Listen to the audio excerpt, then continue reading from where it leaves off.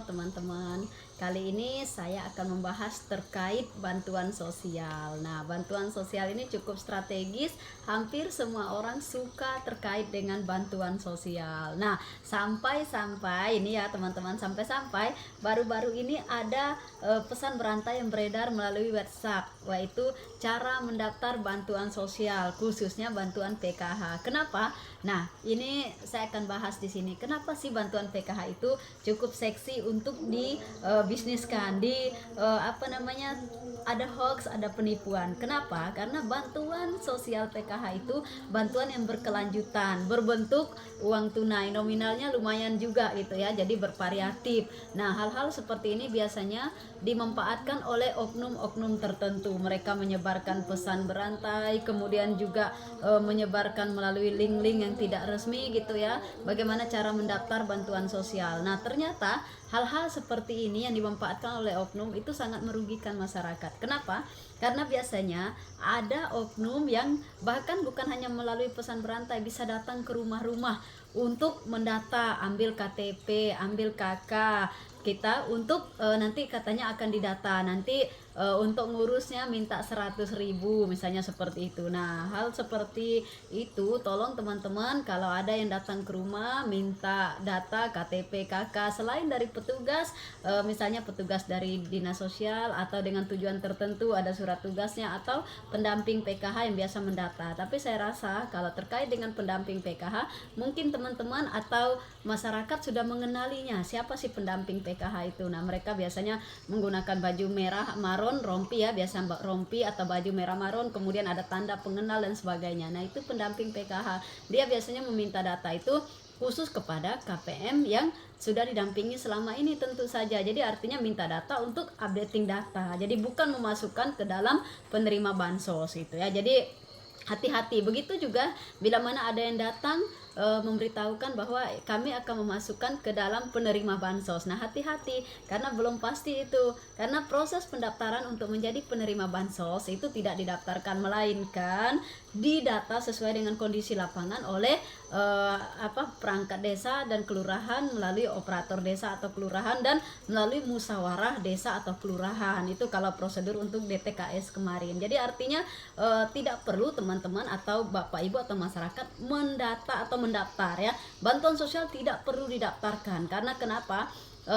Semuanya akan melalui by system diseleksi sesuai dengan syarat dan ketentuan. Database, data miskin, data tunggal, data nasional itulah yang diinput oleh operator desa atau kelurahan, kemudian diverifali oleh dinas sosial kabupaten kota dan diusulkan sebagai database data miskin yang ditandatangani oleh kepala daerah. Jadi prosedur datanya seperti itu. Nah, bank data itu yang akan digunakan nanti untuk apapun. Misalnya pengen data PKH, berarti ambil yang sesuai dengan syarat data PKH. Pengen data apa lagi? Makanya banyak sekali misalnya BLT menggunakan data PKH. Kemudian pengen penyaluran beras, beras apa misalnya impact dari inflasi, ambil dari data terpadu itu, data tunggal sekarang ya. Jadi ambil dari data itu. Misalnya pengen syarat seperti apa, itu ada semua di situ. Jadi bukan mengusulkan untuk dapat misalnya spesifik bantuan PKH itu. Kalau misalnya subnya ke bantuan-bantuan lainnya, itu nanti akan dipilah atau diambil kriteria sesuai dengan keperluan. Jadi database-nya itu ada. Nah, biasanya desa atau kelurahan itu mendata database-nya. Jadi bukan juga desa atau kelurahan yang memilih siapa yang akan dapat bantuan itu. Hati-hati, karena nanti ada yang minta usul ke desa supaya dapat PKH, nggak bisa memilih. Jadi di desa paling bisa memasukkan Anda ke dalam database data miskin melalui verifikasi dari supervisor kabupaten. Tapi terkait dengan akan mendapat bantuan apa, bukan kewenangan desa. Dia akan by system untuk menariknya. Saya tertarik untuk membahas yang beredar di pesan berantai ini. Jadi ada informasi untuk mendaftar bantuan sosial PKH, program keluarga harapan tahap 3. Nah, ini beredar di pesan-pesan berantai yang masuk melalui WhatsApp gitu ya. Di situ buruan akses website resmi Kementerian Sosial. Batas pendaftaran 25 Februari 28 Februari 2025. Nah, klik linknya, ada linknya di situ. Nah, hati-hati, klik link di situ, nanti ada meminta NIK, meminta KTP, identitas kita semua. Hati-hati, nanti bisa dipakai menjadi penipuan online. Misalnya masuk ke dalam pinjaman online, pinjol, love scam dan sebagainya. Hati-hati ya. Jadi jangan mengisi link-link seperti itu. Itu hanya untuk mendata. Apalagi bisa bila mana diminta bayaran sekian bayarannya. Jadi hati-hati ya. Kemudian hal-hal seperti itu bisa dihindari bila mana masyarakat kita teredukasi dengan baik. Jadi harapan saya, tolong masyarakat